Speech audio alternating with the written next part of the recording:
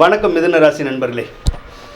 வரக்கூடிய மாசி மாதத்தில் உங்களுக்கு எந்த மாதிரியான பலன்கள் கிடைக்க போகுது அப்படிங்கிறத இந்த பதிவில் நாம் பார்ப்போம்.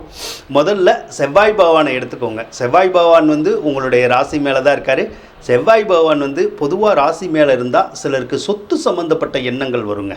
அதாவது ஏதோ ஒரு வகையில் சொத்துக்கள் வாங்கணுங்கிற எண்ணம் வரும். ஒரு சிலருக்கு சொத்துக்கள் கிரைய வாங்கணும்னு தோணலாம், ஒரு சிலருக்கு ஒத்தி வாங்கணும்னு தோணலாம். இப்படி ஏதாவது ஒரு வகையில் நமக்கு வாங்கணும்னு தோணும்.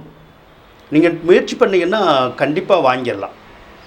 அதே மாதிரி இந்த மாதம் இந்த கோபதாபத்தை உருவாக்கக்கூடிய ஒரு மாதம். அப்போ நார்மலாகவே நமக்கு கோபப்படாதவங்களை கூட கோபப்படுத்தி பார்க்குற ஒரு மாதம்தான் இந்த மாதம்.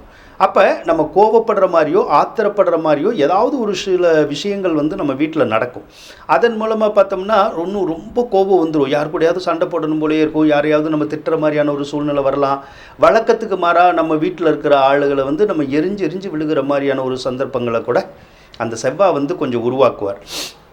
அதே மாதிரி சகோதர வகையில் பாதிப்புகளை கொடுக்கறது, கூட பிறந்தவங்களுக்கு ஏதாவது உடல்நிலை கோளாறுகளை கொடுக்கறது, அதனால நமக்கு மனசு கொஞ்சம் கஷ்டமாக இருக்கிற மாதிரி இருக்கிறது, அந்த மாதிரியான செயல்களை செய்யும். ஒரு சிலருக்கெல்லாம் அந்த காவல்துறை சம்மந்தப்பட்ட எண்ணங்கள் வரும். யாராவது ஒருத்தரவங்க நம்மளை கம்ப்ளைண்ட் பண்ணணும்னு நினச்சிட்டு இருப்பாங்க. இல்லைன்னா நமக்கே தோணும் இவங்களை போய் கம்ப்ளைண்ட் பண்ணணும், வைக்கணும் அப்படிங்கிற மாதிரி ஏதோ ஒரு காரணத்தினால அந்த மாதிரி எண்ணங்கள் வரும். அல்லது காவல்துறை சம்மந்தப்பட்ட விஷயத்தில் ஏதோ ஒரு சிலருக்குள்ள அந்த போலீஸ் ஸ்டேஷன் போயிட்டு வர மாதிரியான ஒரு சூழ்நிலைகள் கூட இருக்கும். அல்லது காவல்துறை அதிகாரிகள் இருக்காங்கல்ல, அவங்களுடைய பழக்க வழக்கம் தொடர்புகள் உங்களுக்கு ஏற்படக்கூடிய ஒரு அமைப்பும் இந்த மாதத்தில் இருக்குங்க. ஒரு சிலருக்கு மட்டும் இந்த காயம், புண்ணு, ரத்தம் அந்த மாதிரி எதுவும் வரும். அதனால் போக்குவரத்தில் கவனமாக இருக்கணும். ஏன்னா அந்த கிரகம் கொஞ்சம் போக்குவரத்துக்கு சரியில்லாத கிரகம். ஏதாவது நமக்கு காயங்களை ஏற்படுத்தி விட்டுரும்.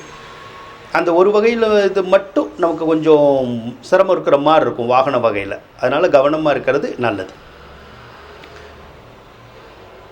சுக்கிரனை பொறுத்தளவுக்கு 10வது ராசியில் தான் இருக்கார். பொதுவாக சுக்கிரன் 10வது ராசியில் இருக்கக்கூடாது. காரணம் என்னென்னா அவர் விரையாதிபதி வேறு.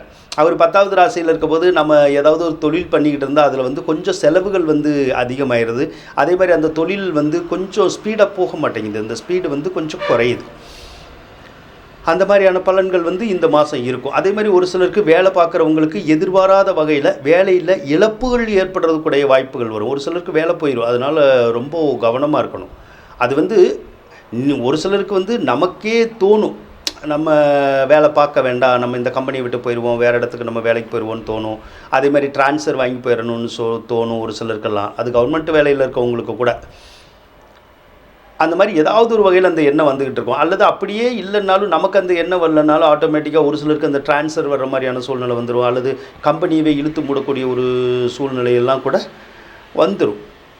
அதனால் வேலையில் கொஞ்சம் கவனமாக இருக்கிறது நல்லதுங்க. வெளிநாடு சார்ந்த எந்த ஒரு விஷயத்துக்கும் இந்த மாதம் உங்களுக்கு நல்ல மாதம்தான். இந்த மாதம் மட்டும் இல்லை, இந்த வருஷம் பூராமே நல்ல வருஷம்தான்.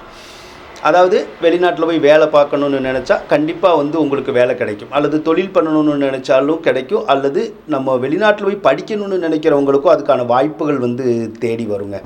அதே மாதிரி வெளிநாட்டில் இருக்கிறவங்களுக்கு அந்த விசா கிடைக்கிறது, பிஆர் கிடைக்கிறது, இந்த மாதிரியான ஒரு சூழ்நிலைகள் இருக்கும்.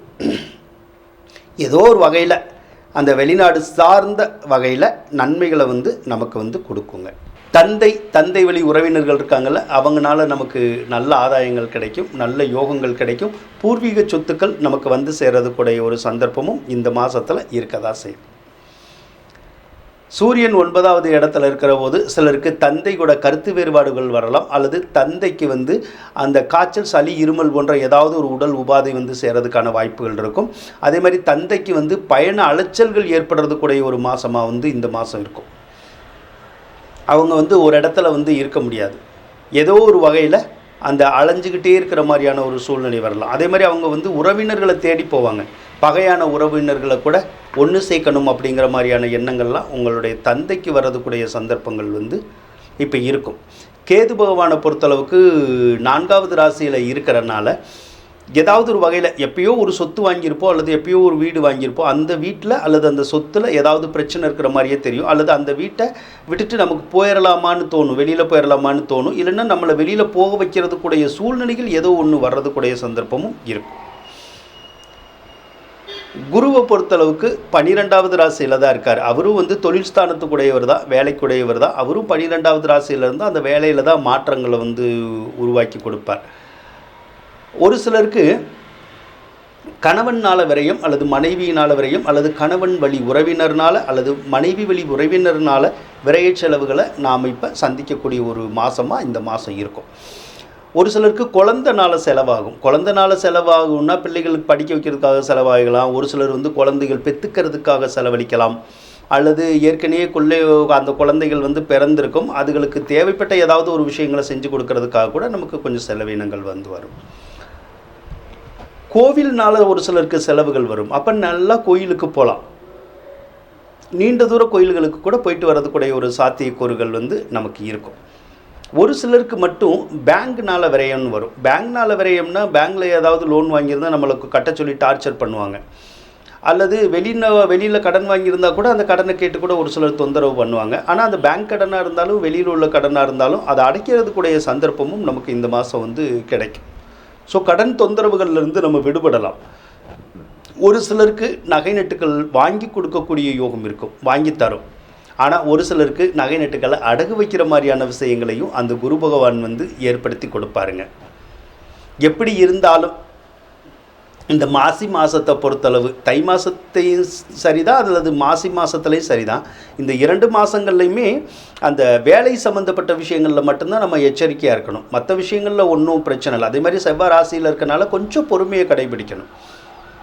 நீங்கள் அந்த மாதிரி செஞ்சீங்கன்னா கண்டிப்பாக இந்த மாசி மாதம் உங்களுக்கு ஒரு அற்புதமான மாதமாக இருக்கும் அப்படின்னு சொல்லி கூறிக்கொண்டு விடைபெறுகின்றேன். நன்றி, வணக்கம்.